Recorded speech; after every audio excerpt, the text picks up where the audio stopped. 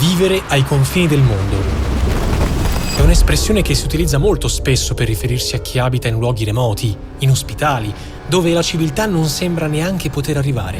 Ecco, le isole Svalbard sono decisamente uno di questi confini del mondo. Le Svalbard si trovano a metà strada tra il Polo Nord e il paese a cui appartengono, la Norvegia. Sono quasi interamente ricoperte dal permafrost. Le temperature raggiungono anche i meno 40 gradi e per 3 mesi il sole non sorge mai. Eppure alle Svalbard vivono poco meno di 3.000 persone, divise per lo più in 3 piccole cittadine non molto lontane tra di loro: Longyearbyen, il capoluogo, Ny-Ålesund, nel nord-ovest, e Barentsburg, una comunità di russi e ucraini che sembra rimasta ai tempi dell'Unione Sovietica. La nostra intenzione è visitarli, sia Longyearbyen che Barentsburg, e anche capire come si può vivere in dei luoghi simili. Ma il nostro viaggio purtroppo non comincia nel migliore dei modi. Raga, io non ci posso credere, hanno appena dirottato all'ultimo minuto il volo che era in atterraggio qui a Firenze. Lo hanno mandato a Pisa. Mi hanno appena dato un volo domani con 3 scali. Io non so che dire, abbiamo perso così un giorno di ripresa. Ho perso un giorno di ripresa. Sono atterrato ad Amsterdam, ma non dovrei essere ad Amsterdam. Per arrivare alle Svalbard, infatti, occorre partire dall'aeroporto di Oslo, ma il mio volo da Firenze è stato cancellato per maltempo. A Giovanni e Luca, per fortuna, le cose vanno meglio. Tra l'altro, arrivano in hotel dall'aeroporto con l'app di Transfero, che permette di trovare un autista privato in pochi click senza stress. E così sono pronti per ripartire il giorno dopo. Siamo arrivati a Longyearbyen. Simone è in volo da Firenze per il primo step ad Oslo e domani ci raggiungerà.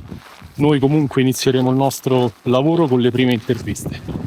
Longyearbyen ci serve soltanto come stop per andare a Barentsburg. Parleremo di Longyearbyen nel secondo documentario. Sono finalmente arrivato a Oslo dopo un ritardo di un giorno. Che dire, non c'è male, grazie KLM. Anzi, grazie pilota della KLM. Adesso cercare di recuperare il tempo perduto non è facile, anche perché domani i ragazzi partono per Barentsburg e io invece atterrerò a Longyearbyen nel momento esatto in cui loro saranno in motoslitta. Benché Longyearbyen e Barentsburg siano distanti soltanto una trentina di chilometri, la motoslitta è l'unico mezzo che connette le 2 cittadine d'inverno. Finalmente ce l'ho fatta.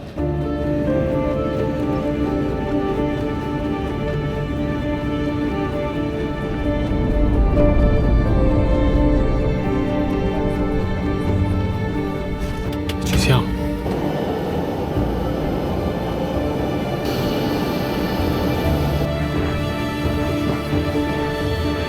In motoslitta si viaggia in gruppo con una guida esperta e bisogna per forza di cose, a meno che non si voglia morire di freddo, indossare dei vestiti appositi e pesantissimi.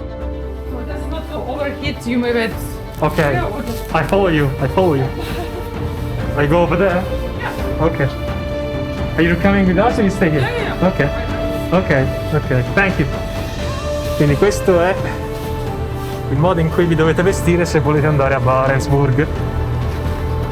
E questo è il nostro mezzo.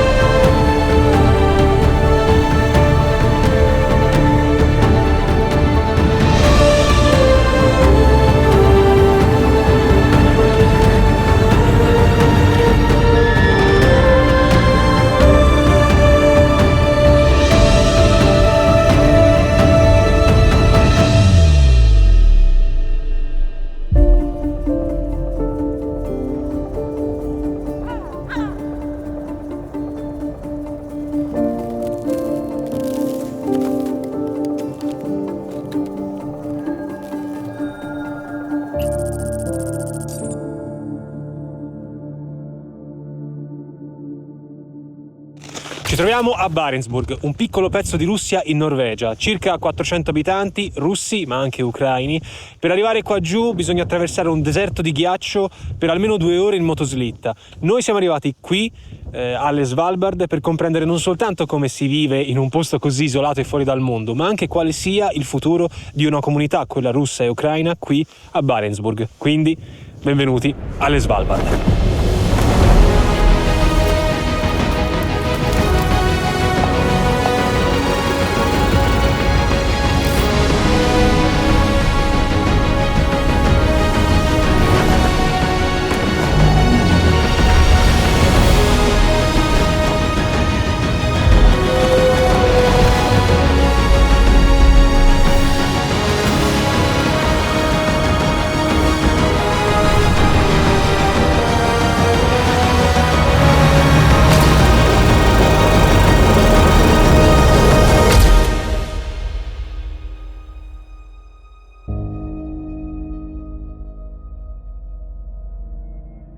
Barentsburg è un villaggio che è stato costruito secondo i dettami del socialismo. Questo vuol dire che ancora oggi noi lo possiamo vedere ad esempio attraverso l'architettura. La scritta bella grossa laggiù vuol dire il nostro obiettivo è il comunismo. Questi blocchi di appartamenti che sono stati costruiti per i minatori tutti quanti in condivisione, o anche la statua di Lenin laggiù, sono tutti rimasugli di un passato che oggi non c'è più ma che comunque testimoniano la storia di questo villaggio. Barentsburg prende il nome dal navigatore che per primo scoprì le Svalbard, Willem Barents, a cui è dedicato anche il mare di Barents. Il villaggio ospita all'incirca 400 persone che abitano in dei blocchi di appartamenti. Barentsburg ha un centro sportivo, una palestra, un negozio di alimentari, delle strutture turistiche e persino un cinema. La scritta che vedete qui non è casuale, Barentsburg 100 anni, c'è la bandiera dell'Unione Sovietica e poi la bandiera russa, perché all'incirca un secolo fa i russi cominciarono a insediarsi qui nel villaggio, a costruire non soltanto la miniera ma poi tutte quante le case che vedete qui intorno. So già cosa vi starete chiedendo. Le isole Svalbard appartengono alla Norvegia, quindi che cosa c'entra un insediamento di russi e ucraini che peraltro ha questo aspetto così sovietico? Per via della loro posizione centrale nel circolo polare artico, le isole Svalbard sono soggette a un trattato internazionale, siglato nel 1920, il Trattato delle Svalbard. Questo accordo prevede che le Svalbard siano sì sotto la sovranità della Norvegia, ma con delle condizioni. Le Svalbard possono avere un proprio governo locale, chiunque può accedervi senza bisogno di un visto, non devono essere utilizzate come una base militare e qualsiasi altro stato può gestirvi delle attività commerciali. A oggi gli unici due stati a esercitare pienamente questo diritto sono Norvegia e Russia. Altri paesi come Germania, Francia, Italia, Corea del Sud, Giappone e Cina si limitano a mantenere semplici stazioni scientifiche a Ny-Ålesund. La Russia invece a Barentsburg basa la sua economia sull'estrazione mineraria del carbone, la risorsa che ha spinto l'URSS negli anni '20 ad acquisire tutta una serie di siti minerari proprio qui alle Svalbard, tra cui l'affascinante Pyramiden più a nord, che però oggi è sfruttata soltanto a uso turistico.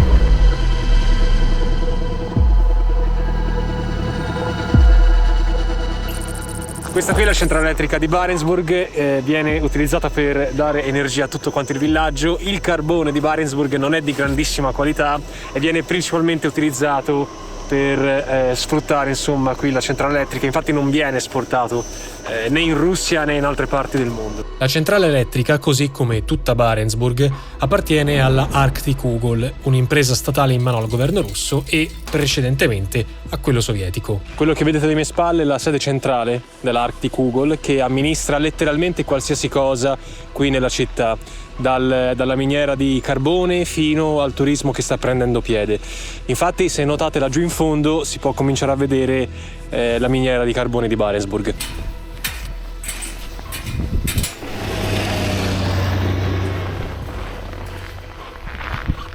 Wow, si scivola qui. Arreggiti. Nella miniera di Barentsburg lavora una buona parte degli abitanti ed è quindi importante per noi parlare sia con Daria, una rappresentante dell'Arctic Ugol, che con Alexander, un minatore che viene dal Donbass e che preferisce non farsi riprendere in volto per motivi di privacy. Vivo qui, in questo insediamento, e ci lavoro dal 2018. La nostra miniera lavora su turni, 24 ore al giorno. Ci sono 3 o 4 turni al giorno. Quindi prima di ogni turno i minatori ricevono istruzioni. Ovviamente è difficile, sì, prima di tutto fisicamente, perché ci vuole 1 ora e mezza per scendere giù nella miniera. Loro lavorano laggiù per 6 ore e poi tornano su. Benché il comunismo non ci sia più e i minatori paghino comunque affitto e cibo, ci sembra tutto un po' fuori dal tempo, come se fossimo tornati indietro di minimo 40 anni. E infatti uno dei rimasugli dell'Unione Sovietica è questa sala qui. Ci troviamo all'interno di una mensa comune per i lavoratori, per i minatori. Difatti il cartello principale ce lo indica anche. La traduzione più o meno è: siete sulla strada giusta, compagni. E all'interno i lavoratori passano il loro tempo per mangiare durante la pausa pranzo. Vediamo se ci offrono qualcosa di gustoso. Da quanto capiamo, anche la miniera stessa è rimasta un po' al periodo dell'Unione Sovietica. Beh, la nostra miniera è piuttosto vecchia, direi. Quindi ha bisogno di essere migliorata, direi, sì. La nostra miniera è pericolosa, a causa delle emissioni date dal carbone e dei crolli della montagna. Alexander ci spiega che quest'ultimo è un termine tecnico, ma forse cominciamo a capire perché ci sia stato impedito di entrare a visitare le miniere per motivi di sicurezza. O magari ci sbagliamo, chissà. Fatto sta che viene spontaneo chiedersi cosa accadrebbe se qualcuno qui a Barentsburg, anche al di fuori della miniera, si facesse male o non si sentisse bene. Potrebbe essere soccorso adeguatamente?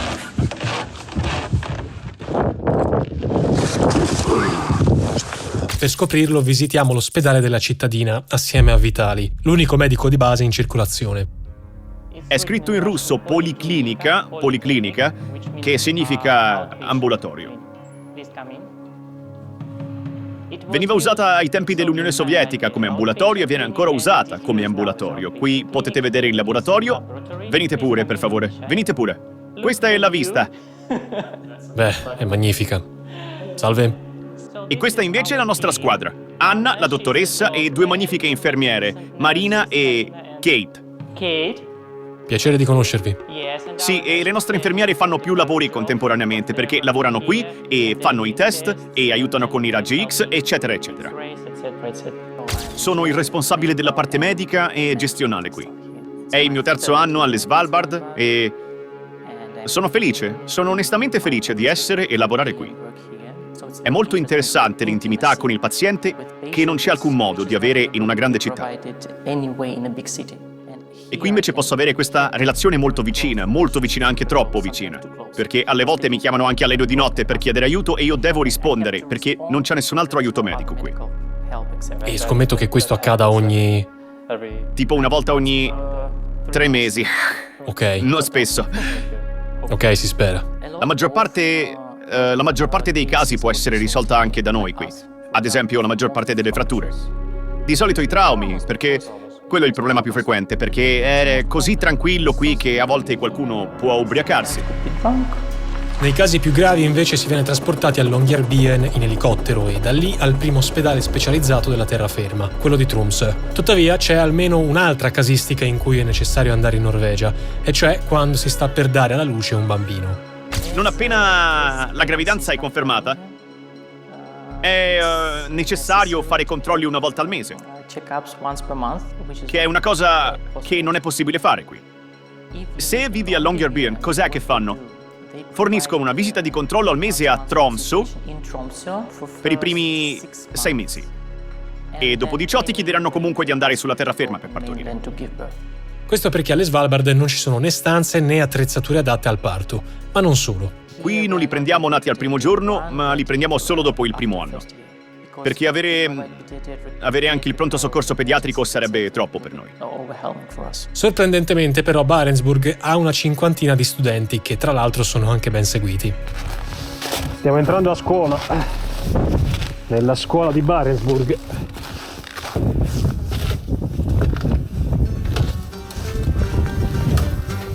La cucina questa, ragazzi. C'è anche un buon odore di torta di mele. Scuola la birra.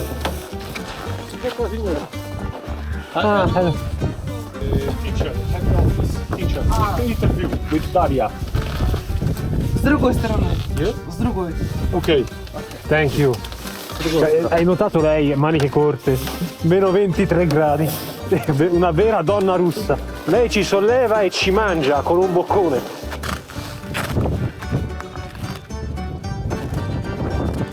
È mentalmente debilitante dover stare attento a dove metti i piedi, in tutto questo col vento che ti taglia la faccia. Stiamo visitando la scuola di Barentsburg, ci sono all'incirca 50 studenti che studiano in questo edificio e diciamo che effettivamente la scuola è la base di una comunità, senza di quella difficilmente una comunità sopravvive. E adesso intervisteremo la preside di questa struttura. Mi chiamo Natalia e lavoro come preside della scuola qui a Barentsburg. Ci sono 41 studenti in totale oggigiorno. La scuola ha creato tutte le condizioni per far sì che i bambini si sviluppino in modo armonico. La Fondazione Artikogol fornisce ai bambini, prima di tutto ciò di cui hanno bisogno. All'interno della scuola tutti i bambini parlano russo. Il che sottintende che la scuola di Barentsburg segua i programmi nazionali russi, ed è un po' strano. Ci si aspetterebbe infatti che la comunità di Barentsburg abbia sviluppato una propria identità locale, ma questa opzione viene impedita da delle regole molto chiare. Devi essere portato qui, quindi devi essere già nato da qualche parte. Poi hai la tua vita qui.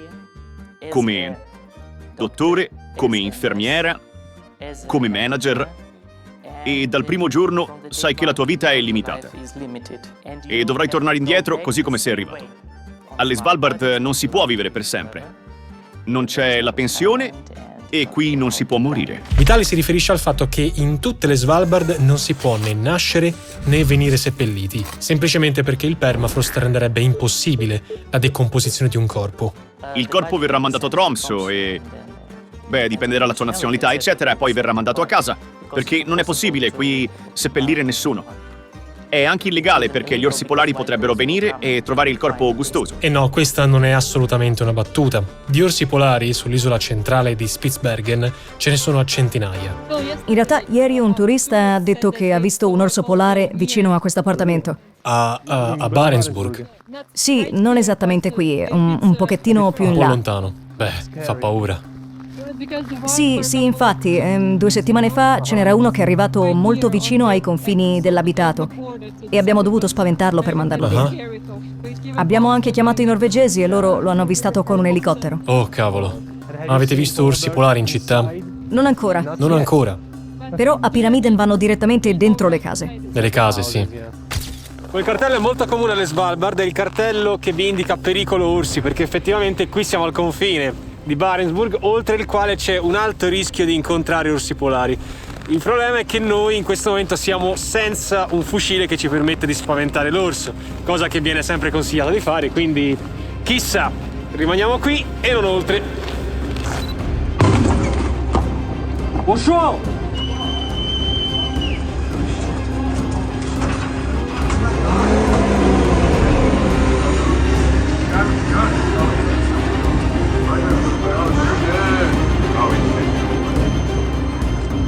Tutti questi edifici sono edifici abbandonati utilizzati dai minatori e ci hanno detto che molto spesso è anche pericoloso addentrarsi dentro, non soltanto perché potrebbero crollare, ma anche perché potrebbero nascondersi degli orsi per ripararsi anche dal clima. Adesso manca solo che arrivi un orso a spronarci e viaggio. Però abbiamo la clip! Ragazzi, una cosa, se anche voi amate questi documentari, allora amerete anche la nostra nuova agenzia di viaggi, Viandar. Su Viandar organizziamo viaggi fuori rotta nei luoghi che raccontiamo. Abbiamo mete incredibili, molte di queste sono fuori dalle rotte del turismo di massa. Le prime partenze sono a fine anno e trovate tutto in descrizione. Stare a Barentsburg non è certo una passeggiata. Qui ogni aspetto della vita quotidiana che altrove possiamo dare per scontato diventa una sfida. Spostarsi da un posto all'altro significa affrontare un freddo tagliente che ti arriva dritto in faccia, al punto da farti chiedere ogni tanto ma chi me l'ha fatto fare di uscire? E anche soltanto fare la spesa qui può diventare un'impresa. A posto, Simo? Cosa succede? Stanno congelando le meningi! Al posto del cervello c'ho un merluzzo congelato!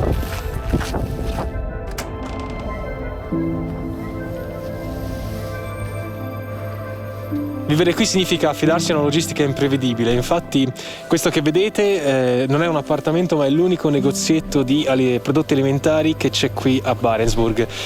I prodotti alimentari vengono spediti principalmente dall'Estonia, ma soprattutto dalla Russia, da Murmansk, e possono impiegare giorni se non settimane per raggiungere il porto di Barentsburg. Come vedrete non c'è una grandissima selezione di prodotti.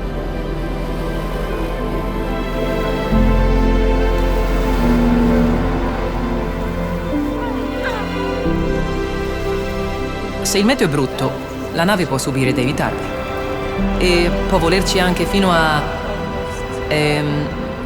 un mese e mezzo o fino anche a 2 mesi, prima che arrivino cibo fresco e frutta e verdura fresca qui da noi. Per esempio, ora non abbiamo avuto vegetali freschi per più di 1 mese. Quantomeno a Barentsburg, nelle case e negli hotel, internet funziona addirittura, grazie anche a 2 cavi sottomarini che collegano le Svalbard al nord della Norvegia.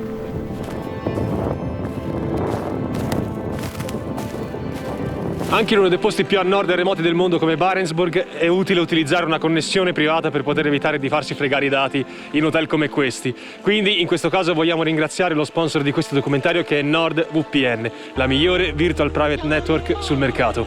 E poi, se volessi vedermi un film su una delle tante piattaforme disponibili online, mi connetto a uno dei server disponibili e il problema è risolto.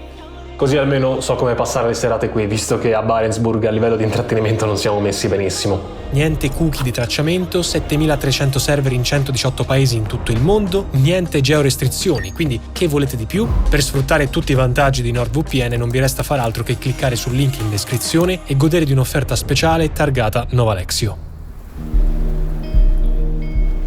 In realtà, anche se non sembra, a Barentsburg qualcosa da fare c'è. Lavoriamo dalle 8 del mattino alle 5 del pomeriggio.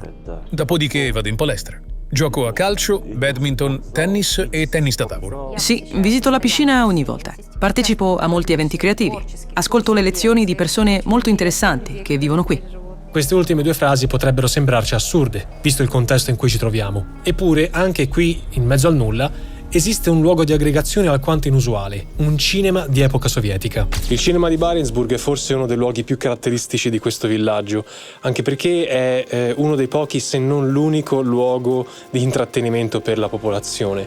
In questo momento siamo all'interno della sala proiezione dei film che vengono fatti vedere all'interno della sala. Chiaramente i film principalmente sono quasi tutti di epoca sovietica, vengono inseriti all'interno di questo macchinario e poi proiettati all'interno della sala. E devo dire che comunque la cosa stupefacente sta proprio in questi macchinari, perché sono stati costruiti negli anni 60, nel 67, e sono ancora funzionanti. A gestire tutto il cinema c'è soltanto lui, Haidar, un ragazzo che è qui da 2 anni, che lavora anche come insegnante di educazione fisica. In generale, come direttore artistico, svolgo tutte le funzioni della Casa della Cultura. Organizzo concerti, eventi, a volte anche i compleanni. Un po' tutto ciò che riguarda le festività qui passa da me. A pensarci bene, è del tutto normale che gli abitanti di Barentsburg, per quanto pochi possano essere, abbiano a disposizione qualcuno che organizza così tanti eventi per loro. Si tratta di lezioni educative e poi conferenze intellettuali, concorsi, giochi da tavolo. Inoltre, una volta al mese gli abitanti del posto richiedono una discoteca, quindi ogni fine settimana bisogna trovare un modo per intrattenere gli abitanti. Per questo sono proprio loro a voler partecipare agli eventi, perché hanno bisogno di diversificare un po' il loro tempo libero e spesso vengono da me dicendo: Haidar, voglio partecipare al concerto, per favore. Qui bisogna interagire l'uno con l'altro, bisogna parlare per sopravvivere. Aiuta, certo che aiuta, perché questo è un luogo molto particolare, è uno spazio chiuso e soprattutto durante la notte polare, quando non puoi uscire, andare a fare una passeggiata, non puoi andare da nessun'altra parte. Il motivo principale per cui siamo venuti a Barentsburg, in effetti, oltre al suo fascino, è il suo isolamento. Se pensiamo ai tempi dell'URSS, dobbiamo immaginarci un villaggio perso tra ghiaccio e neve, che aveva pochissimi contatti con il mondo esterno, a maggior ragione in epoca di guerra fredda. Il fatto che Barentsburg sia praticamente territorio russo non è mai stato d'aiuto, e non lo è certo adesso, tant'è che le relazioni con i norvegesi a Longyearbyen non sono mai state idilliache. Abbiamo menzionato la cosa con Stefano Poli, proprietario di Poli Arctici e del North Pole Expedition Museum a Longyearbyen, dove lo abbiamo intervistato. Stefano lo rivedremo anche nel prossimo documentario. Premetti che i norvegesi hanno sempre avuto paura dei russi. Prima della caduta del muro di Berlino, tu non potevi andare a visitare Barentsburg o Pyramiden e le relazioni tra la comunità russa e la comunità norvegese, che allora era una compagnia mineraria e basta, erano limitate solamente allo scambio di attività sportive o piuttosto che allo scambio di attività culturali o di buon vicinato, senza in realtà condividere così tanto, no? Però non c'è mai stato l'interesse da parte norvegese di vivere e di raccontare bene e di condividere ed entrare bene nella comunità russa, e ovviamente l'impossibilità da parte di quella russa, non parlando neanche l'inglese, di entrare in quella norvegese. Come immaginerete bene, la situazione non è affatto migliorata per via della guerra in Ucraina. Dalla fine del 2022, infatti, l'amministrazione di Longyearbyen, per solidarietà con l'Ucraina, ha cominciato a boicottare gli insediamenti russi di Barentsburg e Pyramiden, poiché gestiti dall'Arctic Eagle e quindi dal governo russo. Nel 2022 le autorità commerciali, per chiamarle così, hanno iniziato a boicottare la nostra compagnia di viaggi artici, la Grumman. Grumman è il tour operator che abbiamo contattato per arrivare in motoslitta a Barentsburg, nonché l'unico con cui sarebbe stato possibile arrivarci, perlomeno in motoslitta. Difatti, Visit Svalbard, l'ente turistico di Longyearbyen, ci ha fatto capire piuttosto chiaramente che le altre agenzie non ci avrebbero mai portato volutamente negli insediamenti russi. E il fatto che l'ufficio turistico non abbia obbligato, dicendo chiaramente che se tu come tour operatore locale pubblicizzi le gite a Barentsburg e a Piramide non puoi più essere socio fino a quando non finisce la guerra, capito? E se io ho delle transazioni economiche con la compagnia mineraria russa mi escludono da un futuro sussidio, aiuti nel caso ci sia una nuova pandemia, quindi vengo tagliato fuori, non posso più chiedere aiuti. La situazione sulla terraferma, per come la vedo io almeno, riguarda i governi. E ciò di cui parliamo qui invece è business. In altre parole, si potrebbe vedere la decisione del governo locale di Longyearbyen di boicottare Barentsburg come una mossa ipocrita, volta più che altro a mantenere una facciata. Che poi ovviamente non è che se tu non vai a Barentsburg allora Putin smette la guerra, giusto? Del resto, cos'è che ha a che fare un piccolo e gelido villaggio di 400 persone alle Svalbard con la guerra in Ucraina, dove peraltro vivono ancora in apparente calma sia russi che ucraini? Di fatto nulla, ma è anche vero che Barentsburg, essendo gestita dall'Arctic Eagle, è una propaggine della Russia e di conseguenza del suo governo. Ce ne parla Anna, una dipendente di Stefano, originaria di Perm in Russia e che ha lavorato per 3 anni a Barentsburg. Vengo dalla Russia e vivo qui alle Svalbard ormai da maggio 2018. Vivevo in Francia allora e avevo bisogno di trovare un posto per fare un tirocinio per qualche mese. E una mia amica, anche lei russa e che vive ancora in Francia, mi ha semplicemente mandato un post su Facebook. Era una compagnia turistica di Barentsburg, una sottocompagnia della fondazione Arctic Eagle, che stava cercando un responsabile per il museo. Quello che sarebbe diventato poi il mio capo mi ha risposto: ok, per il museo non hai abbastanza esperienza, però puoi venire come guida. L'attività mineraria è un aspetto abbastanza geopolitico di tutta questa situazione di Barentsburg e di Pyramiden. Anna intende dire che se la Russia ha finanziato finora la Arctic Eagle per gestire Barentsburg, anche dopo la caduta dell'Unione Sovietica, lo ha fatto per garantirsi un avamposto nell'Artico, in vista di futuri scenari geopolitici che coinvolgerebbero anche la NATO. Mosca continua sì a spedire persone a Barentsburg, ma l'Arctic Eagle, lo si vede chiaramente anche dalle condizioni del villaggio stesso, non naviga certo nell'oro. Gli interessi della Russia alle Svalbard si notano anche dalla recente accusa lanciata contro la Norvegia che, sempre secondo il Cremlino, starebbe militarizzando l'arcipelago, violando di conseguenza il Trattato delle Svalbard, ma lo si nota anche dalla presenza di bandiere e veicoli russi. Il giorno in cui si commemorano le vittime della guerra è il 9 maggio in Russia. E in quel momento, credo fosse nel 2022, ci fu una parata in quel giorno. È stata imbarazzante. Ho visto forse su Svalbard Posten delle foto di motoslitte con le bandiere della Russia e le bandiere dell'Unione Sovietica, anche credo. E c'erano anche, credo fossero tipo una sorta di veicoli militari.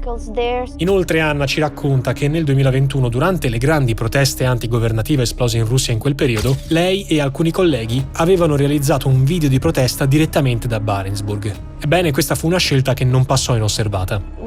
Siamo stati avvisati dal nostro capo che questo poteva avere delle conseguenze.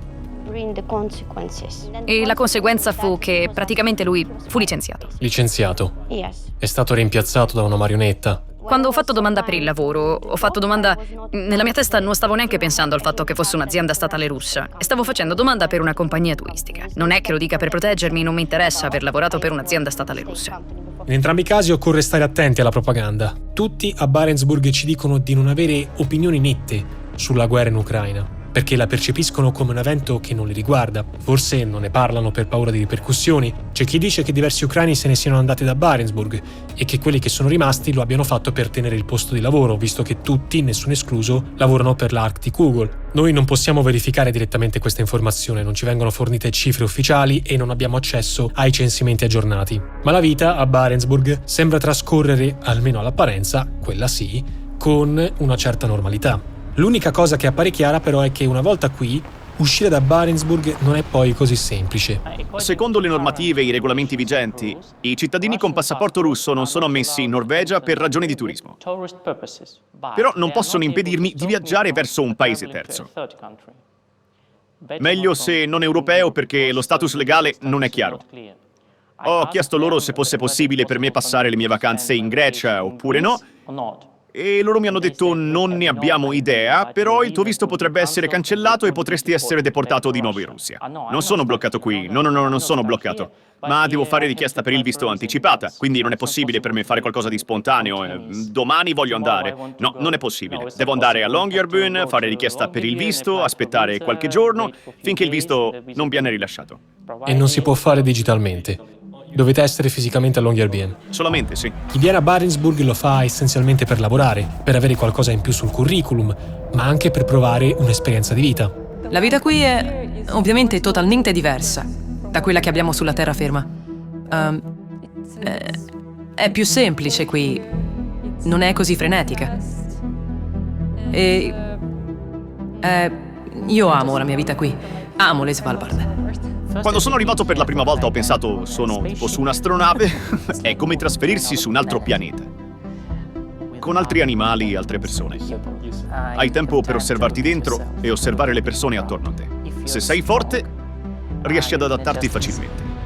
Se invece hai già qualche problema, ad esempio qualcosa di molto comune, tipo un disturbo d'ansia, O una lieve depressione. Di tutto questo, e in particolare delle condizioni di salute mentale, parleremo meglio nel prossimo documentario. Eppure, nonostante differenze e incomprensioni, le Svalbard restano un luogo unico, dove chiunque, norvegese, russo o di qualsiasi altra nazionalità, si trova prima o poi a fare i conti con le stesse sensazioni. Ed è proprio questo, se ci pensate, l'aspetto più paradossale. 2 insediamenti umani distanti appena 30 km l'uno dall'altro, ai confini del mondo, divisi non tanto dal ghiaccio, ma dalla politica, dalle ideologie e da una guerra combattuta a migliaia di chilometri da qui. Eppure, se c'è un posto dove avrebbe senso collaborare per alleggerire l'isolamento e il gelo, non solo quello climatico, è proprio questo. Se anche qui si finisce a litigare, a costruire muri invisibili dove invece servirebbero ponti, forse è davvero vero che, come umanità, di strada da fare ne abbiamo ancora parecchia.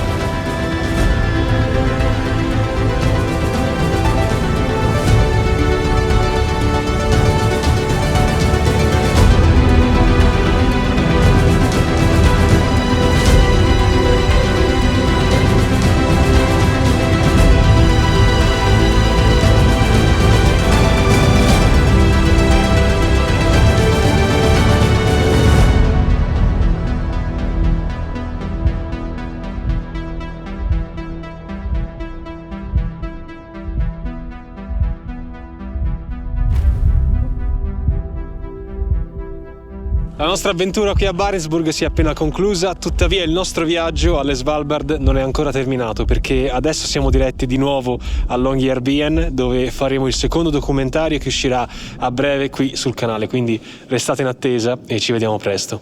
Per Aspera.